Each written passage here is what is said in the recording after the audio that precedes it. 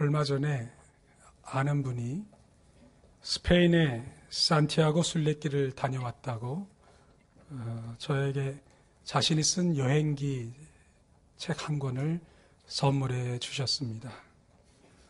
프랑스 생장 피드보르에서 출발해서 한 달 동안 매일 8시간을 걸어서 사도 야고보의 무덤이 있는 산티아고 데 콤포스텔라까지 총 800km를 걷는 여정입니다.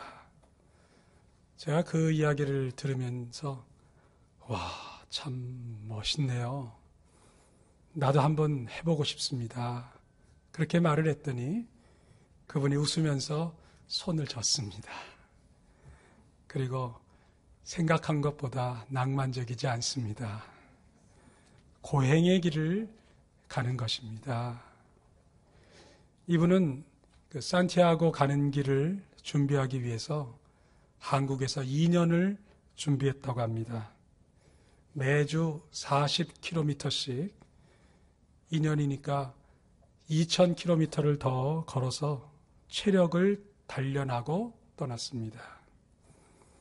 매일 아침 8시에 시작해서 하루 종일 걸으면 목표 지점에 도착을 합니다. 그런데 아침 출발할 때면 오늘 점심을 뭘 먹어야 되나 걱정이 들어서 빵을 챙겨 가방에 넣어야 됐고요. 이정표를 따라 가다가 가끔은 화살표를 놓쳐서 엉뚱한 길로 들어섰다가 다시 되돌아온 적이 있었답니다. 그래도 한국에서 준비 훈련을 단단히 하고 갔는데 그래서 이건 해볼 만한 일이다 생각을 했는데 가다가 중간에 포기하고 싶은 생각도 여러 번 들었답니다. 그래서 자신감은 겸손함으로 바뀌었다고 합니다. 여행을 다 마쳤을 때에는 해냈다는 성취감에 기뻤고 생활에 큰 활력을 얻고 배운 것이 아주 많았다고 얘기를 합니다. 그렇지만 뜨거운 태양 아래 그늘 한 점 없는 길을 매서운 고원의 바람을 맞으며 무거운 배낭을 지고 다닥다닥 붙은 숙소의 2층 침대와 특별히 빈대가 무는 걸 생각하면 순례의 길은 낭만이 아닌 고난의 현실이었다고 합니다. 본인이 원해서 취미로 낭만과 교훈을 찾아 떠나는 여행도 쉽지 않은데 예루살렘에서 니느웨까지 900km의 뜨거운 사막길을 그것도 2800년 전에 요나가 어떻게 갈 수 있었을까 한번 생각을 해봤습니다. 니느웨로 가는 길은 요나가 가졌던 모든 기득권을 내려놓고 떠나는 길입니다. 왕을 보좌하는 국가의 정신적 지도자 요나에게 하나님은 면책 특권을 가진 외교관의 신분으로 가는 것이 아니고 혈혈 단신으로 가라고 했습니다. 대사로 외교적 의전을 받으며 정치적 협상을 하러 가는 것이 아니라 구원의 회개를 선포하는 전도자로 가라는 것입니다. 요나가 하나님의 말씀을 받고 명령을 듣고 내적인 갈등을 겪었을 것입니다. 자신의 현실도 생각해보고 계산을 하지 않았을까요? 주님, 적국 니느웨만은 아닌 것 같습니다. 다른 곳이면 어떨까요? 꼭 이 일을 제가 해야만 하는 것입니까? 제가 지금 하고 있는 일도 주님의 일은 아닌가요? 저의 노후는요. 저는 품위 있게 인생을 마무리하고 싶습니다. 만약 우리가 요나라면 어떻게 반응을 할 것 같습니까? 요나는 이스라엘의 그 어떤 사람들보다도 니느웨에 대한 자세한 정보를 가지고 있었습니다. 창세기의 위대한 사냥꾼 니므롯이 니느웨를 만들었다고 전해지는데 주전 4,500년 전에 건설이 되어서 메소포타미아 지방에서는 가장 오래된 도시입니다. 니느웨는 오늘날 니네베라고 불리는데요. 이라크의 수도 바그다드에서 북쪽 350km 떨어진 티그리스 강 동편의 모술을 바라보며 위치하고 있습니다. 1845년 그때부터 본격화된 고고학 발굴에 의하면 니느웨는 뛰어난 고층 건물이 여러 채 발견됐고 호화로운 주거 문화를 가졌는데 그 둘레가 무려 96km나 됐고 추정을 해보면 최소한 그 당시 인구가 60만 명이 넘는 중동에서 가장 번창한 도시였다고 합니다. 니느웨는 티그리스 강의 풍부한 물을 이용해서 일찍부터 농사가 발달됐습니다. 그렇지만 성경에 있는 대로 그 악독이 내 앞에 상달되었음이라 하신 것처럼 니느웨는 퇴폐와 방탕, 사회 계층 간 구조적인 죄악과 폭력이 난무하는 우상 숭배의 도시였습니다. 하나님께서 악독한 도시다 평가하셨으면 선민 이스라엘 백성이 니느웨를 좋아할 이유가 없습니다. 더구나 이스라엘과 전쟁을 치르고 있는 아수르와 그 수도 니느웨가 새로워지게 되면 이스라엘에게는 더 큰 위험 요소가 됩니다. 실제로 주전 722년에 아수르는 북왕국 이스라엘을 멸망시킵니다. 고민하던 요나가 결정을 내렸습니다. 3절입니다. 그러나 요나가 여호와의 얼굴을 피하려고 일어나 다시스로 도망하려 하여 욥바로 내려갔더니 마침 다시스로 가는 배를 만난지라. 여호와의 얼굴을 피하여 그들과 함께 다시스로 가려고 배삭을 주고 배에 올랐더라. 이 본문은 그러나로 시작을 합니다. 본래는 하나님의 말씀이 임했으니까 그래서 그가 자리에서 일어났다. 그렇게 기록되어야 정상입니다. 성경에는 그러나 요나가 여호와의 얼굴을 피하려고 라고 기록되어 있습니다. 그래서의 인생이 되어야 될 그가 그러나의 인생으로 바뀐 것입니다. 하나님과의 교제를 유지했던 선교자 요나가 그 다음 행동이 왜 그러나가 되었을까요? 교회의 역사를 보면 편견과 하나님에 대한 오해로 과오와 실수, 불행을 초래한 경우가 아주 많습니다.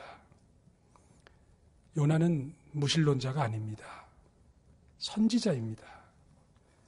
그렇지만 요나는 하나님이 이방인들에게도 자기와 같은 은혜와 구원을 베푸시는 것을 받아들일 수가 없었습니다. 요나의 편협한 신학, 그의 좁은 안목, 그것이 온 인류를 향한 하나님의 마음과 구원 계획을 볼 수 없게 했던 것입니다. 이방국과 니느웨를 구원하시려는 하나님의 계획에 대해서 요나가 불만을 가졌습니다. 사람이 불만을 마음에 품으면 상대방과 정상적인 관계를 맺을 수가 없습니다. 요나가 하나님께 불편한 심정을 가지니 그동안 유지했던 영적 교제가 끊어집니다. 하나님과의 관계가 단절되면 내 안에 숨어있던 욕망과 자아의식이 힘을 얻게 됩니다. 부름에 순종하는 그래서의 길을 외면하고 그러나의 인생 다시스를 선택하게 되는 것입니다. 그렇지만 다시스로 가는 길은 순조로웠습니다. 욥바 항구에 도착하니 때마침 다시스로 가는 배편이 기다리고 있었습니다. 일이 순조롭게 풀리면 이건 하나님의 뜻이야 라고 생각해야 할까요? 만약 반대로 요나가 다시스로 가려고 나가다가 문지방이라도 걸려 넘어져 코가 깨지고 다리에 금이 가서 기부스하고 누웠으면 하나님이 가지 말라고 하시나 하면서 한 번 더 심사숙고할까요? 겉으로 일이 잘 풀리거나 아니면 잘 안 풀리거나 너무 속단해서는 안 됩니다. 많은 그리스도인들이 하나님의 뜻에 대해서 너무 쉽게 판단하고 너무 쉽게 자기 편견으로 결정하는 경우가 많습니다. 느낌은 그렇게 중요하지 않습니다. 요나가 욥바 항구에서 배를 탔습니다. 개역 개정 성경은 배에 올랐더라 라고 번역을 했는데 이 단어의 히브리 원어는 야라드입니다. 그 뜻은 지형이 높은 곳에서 낮은 곳으로 내려갔다는 뜻입니다. 이 야라드는 요나서에 4번 나옵니다. 한 번은 예루살렘에서 욥바로 내려갔다 할 때 야라드를 썼고, 다음 방금 다시스에서 배를 탔을 때 내려갔다 야라드 단어를 썼습니다. 그리고 요나가 배 밑층에서 폭풍을 만났을 때 잠자려고 내려갔을 때 야라드를 썼고요. 나중에 바다에 던져져서 물고기 뱃속에 들어갔을 때 야라드, 내려갔다는 단어를 사용했습니다. 이 야라드는 요나가 하나님의 얼굴을 피하여 달아나는 과정이 인생의 바닥을 향해 점점 가라앉는다는 것을 정확하게 표현해 주는 용어입니다. 하나님의 얼굴을 피하면 인생의 내리막길을 걷는다는 것을 잊지 말아야 할 것입니다. 여호와의 얼굴을 피하려고의 히브리 원어는 밀리페네 야훼인데 여호와의 얼굴로부터 여호와의 면전으로부터 벗어나라는 의미입니다. 다시 말하면 여호와의 얼굴을 피하여라는 말은 하나님의 임재, 하나님의 감찰하심, 하나님의 관계로부터 벗어난다는 뜻입니다. 이스라엘 백성들이 여호와의 얼굴을 피하고 하나님께 순종하지 않는 이유를 예레미야 7장 24절이 잘 설명해 주고 있습니다. 너희는 내가 명령한 모든 길로 걸어가라. 그리하면 복을 받으리라 하였으나 그들이 순종하지 아니하며 귀를 기울이지도 아니하고 자신들의 악한 마음의 꾀와 완악한 대로 행하여 그 등을 내게로 돌리고 그 얼굴을 향하지 아니하였으며 너희가 나에게 순종하지 아니하며 목을 굳게 하여 너희 조상들보다 악을 더 행하였느니라. 하나님께 순종하지 않는 이유가 첫째는 자신들의 악한 마음의 꾀에 넘어갔다는 것입니다. 잔계산이 너무 많은 사람은 하나님께 순종하기가 어렵습니다. 두 번째는 완악하게 행하였기 때문입니다. 완악하다는 것을 새 번역에서는 어리석은 고집이라고 번역했습니다. 모세의 경고 앞에 마음이 강팍해진 바로는 끝까지 자기 주장과 고집을 꺾지 않습니다. 셋째로 하나님께 순종하지 않는 이유는 목을 굳게 하기 때문이라고 했습니다. 거만한 마음입니다.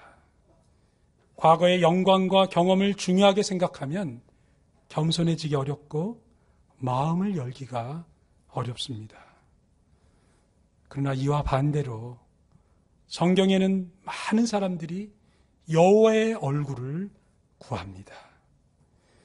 성경은 그런 사람들에 대해서 시편 24편 3절에 여호와의 얼굴을 구하는 사람의 특징을 이렇게 설명해 주고 있습니다. 여호와의 산에 오를 자 누구며 그의 거룩한 곳에 설 자가 누구인가? 곧 손이 깨끗하며 마음이 청결하며 뜻을 허탄한 데에 두지 아니하며 거짓 맹세하지 아니하는 자로다. 그는 여호와께 복을 받고 구원의 하나님께 의를 얻으리니 이는 여호와를 찾는 족속이요 야곱의 하나님의 얼굴을 구하는 자로다. 어떤 사람이 하나님의 얼굴을 구하는 사람입니까? 네 가지 특징을 말씀드렸는데 하나는 손이 깨끗한 사람, 마음이 청결한 사람, 뜻을 허탄한 데 두지 않는 사람, 거짓 맹세를 하지 않는 사람입니다. 다시스의 길은 허탄한 데에 뜻을 두는 일입니다. 세속의 가치를 추구하는 사람은 하나님의 복을 얻기 어렵습니다. 주님이 주시는 복은 물질의 풍요와 세상의 성공이 아니라 구원의 하나님께 의를 얻는 것입니다.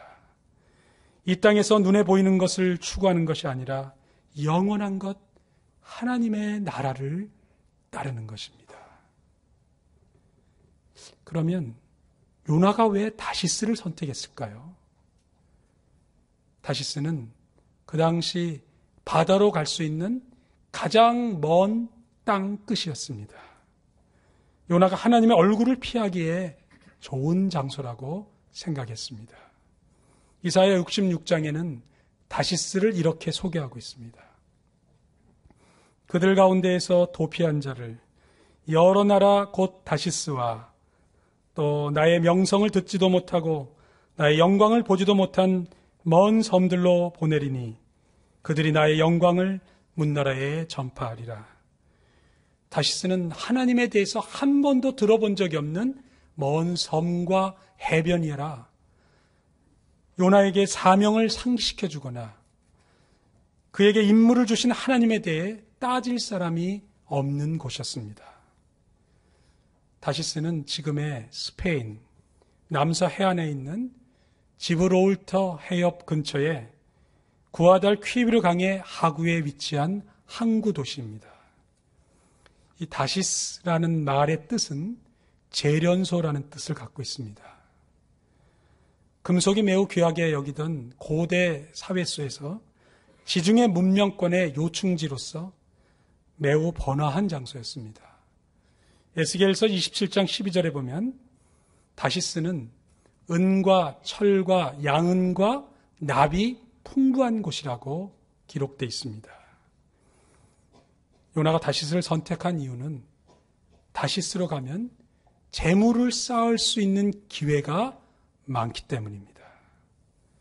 예레미야 10장 9절에 보면 다시스에서 가져온 은박으로 꾸미되 기술공과 은장색의 손으로 만들었고 이는 정교한 솜씨로 만든 것이거니와 라고 기록되어 있습니다. 이미 그때 다시스의 은박은 이스라엘 백성들에게는 인기가 높은 명품이었습니다.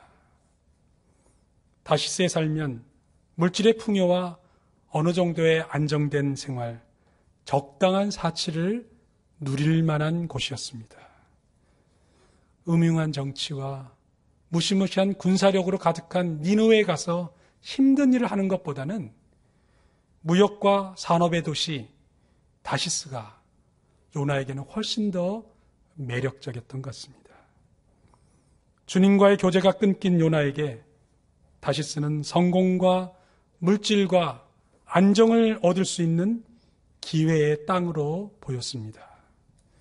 조국 이스라엘에도 경제적으로 기여할 수 있는 새로운 무역로를 개척한다. 좋은 명분도 찾았을 것입니다. 생각할수록 요나는 초조해집니다. 요나는 하나님이 내게 원하시는 것은 무엇인가? 내 자신이 누구에게 필요한가? 거기에 대해서는 생각을 회피합니다.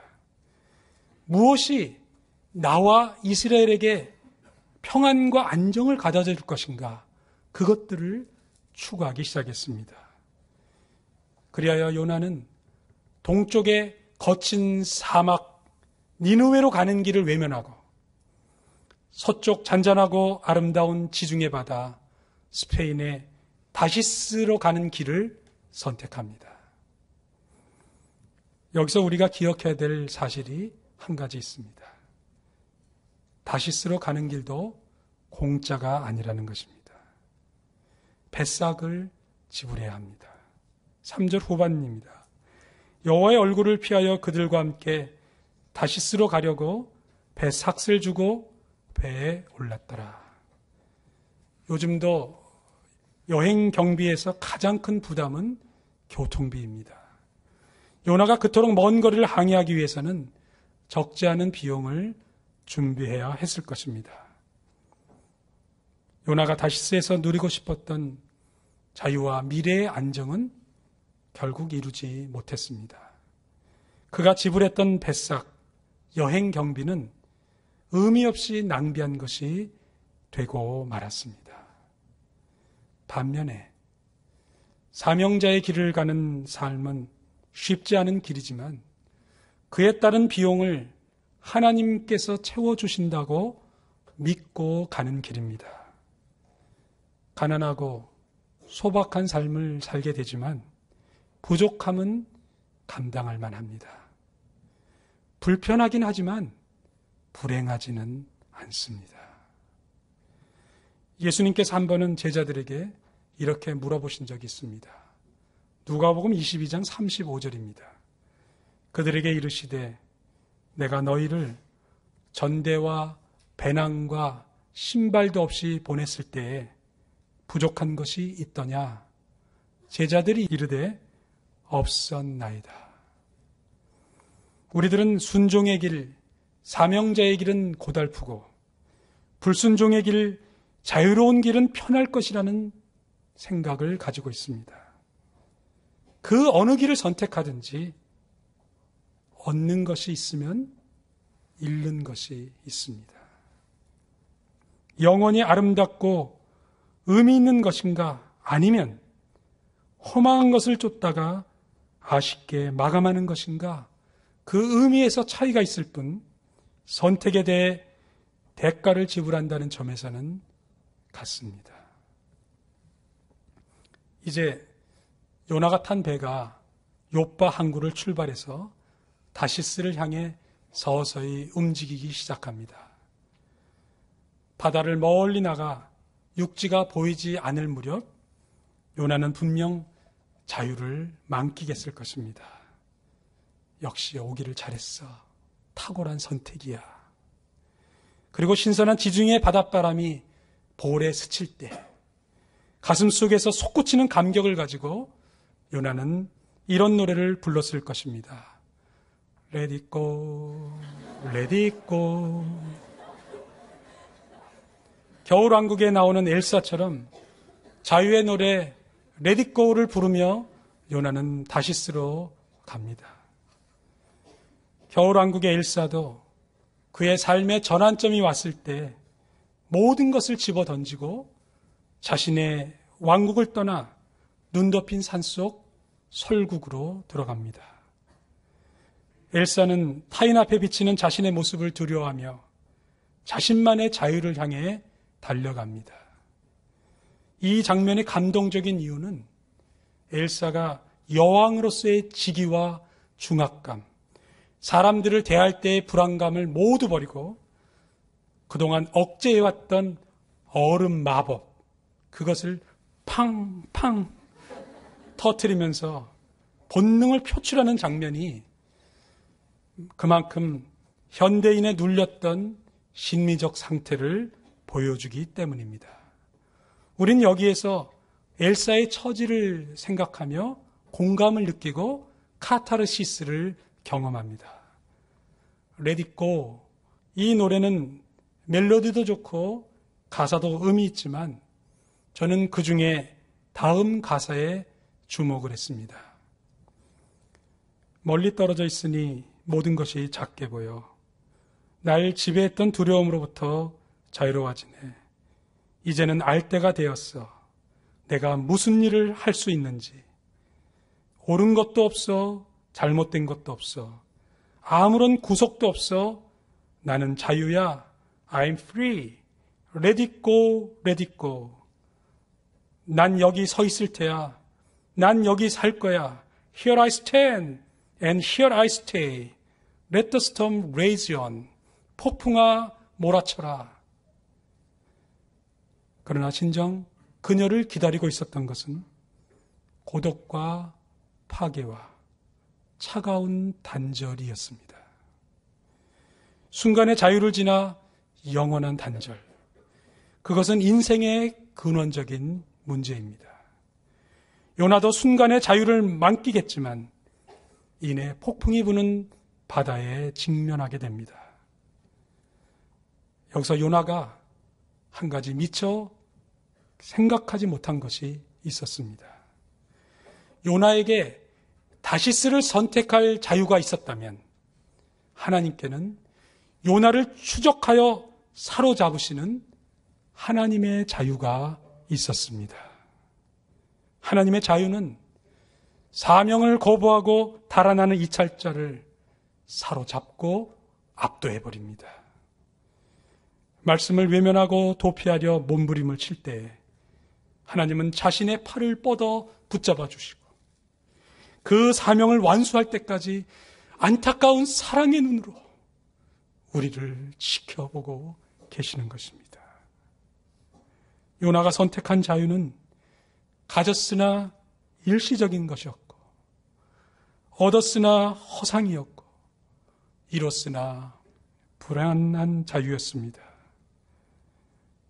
여러분은 하나님의 얼굴을 외면하고 다른 곳으로 달려나간 적은 없으십니까? 진정한 자유는 하나님 안에서 책임 있게 순종할 때만 누릴 수 있습니다. 그러면 21세기를 살아가는 한민족 우리에게 니느웨는 어디입니까?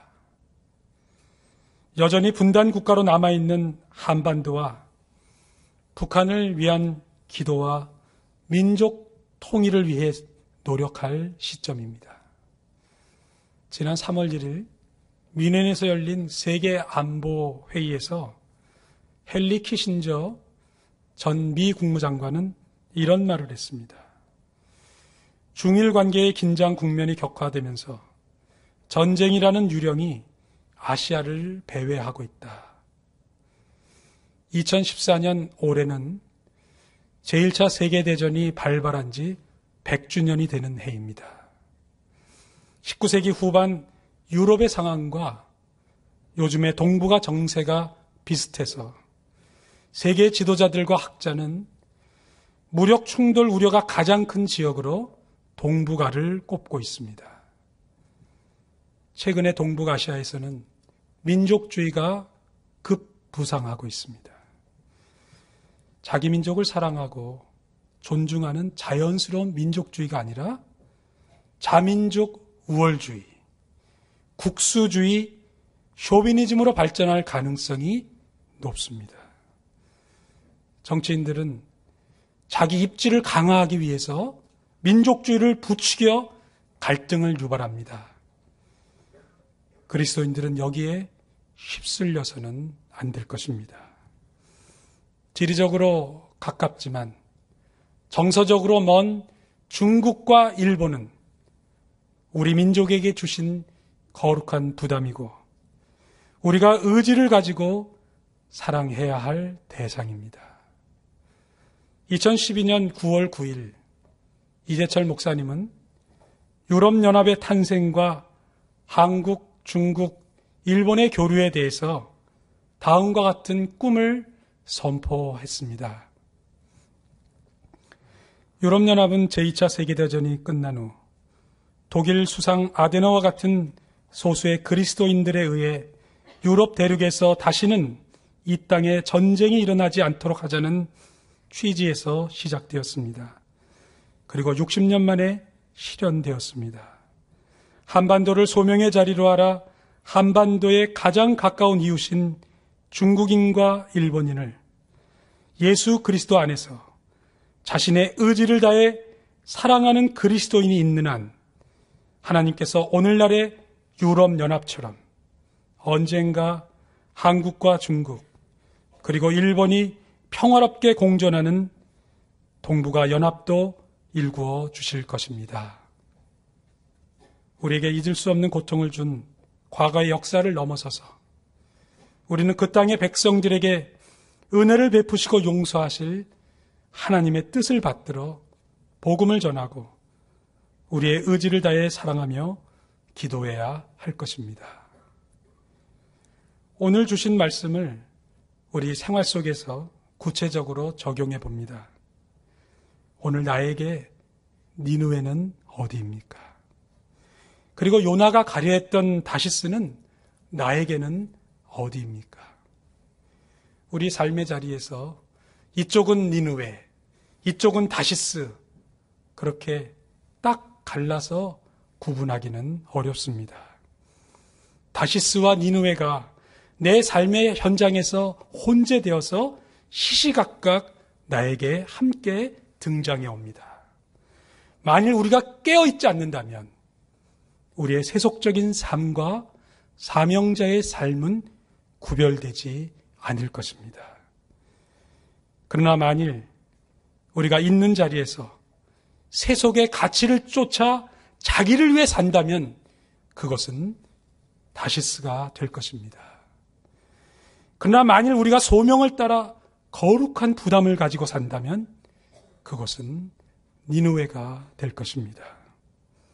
하나님의 말씀이 내 안에서 인격과 삶으로 녹아져 영혼을 향한 하나님의 뜨거운 사랑이 나를 통하여 이웃에게 전달되도록 우리의 말과 행동이 하나님의 복음의 통로가 되는 일에 힘씁시다.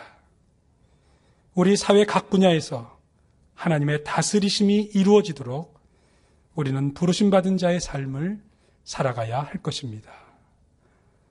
오늘은 사순절 넷째 주일입니다. 주님은 만민을 위해 니느웨 백성과 다시스 백성을 위하여 우리 민족과 이웃 민족을 위하여 십자가의 고난을 지셨습니다. 요나처럼 편견과 좁은 시각으로 하나님의 얼굴을 피하는 도피의 길을 선택할 것이 아니라 받은 은혜를 삶으로 입증하면서 복음을 전하는 사명자로 부르신 니느웨로 가는 길을 오늘도 묵묵히 걸어가야 하겠습니다. 기도하겠습니다. 하나님 아버지, 날마다 대하는 우리의 삶의 자리가 부르심받은 나의 니느웨가 되어 생명의 빛을 나누는 섬김과 봉사의 삶을 살아가게 하옵소서. 북한의 진정한 자유의 날이 속히 오게 하시며 우리의 가장 가까운 이웃 중국인과 일본인을 그리스도의 마음으로 사랑하게 하셔서 평화롭게 함께 사는 아름다운 관계가 세워지게 하소서. 여호와의 얼굴을 피하여 다시스를 선택했던 요나가 아니라 여호와의 얼굴을 구하며 삶으로 복음을 전하는 순종의 길을 가게 하옵소서. 예수님의 이름으로 기도합니다. 아멘.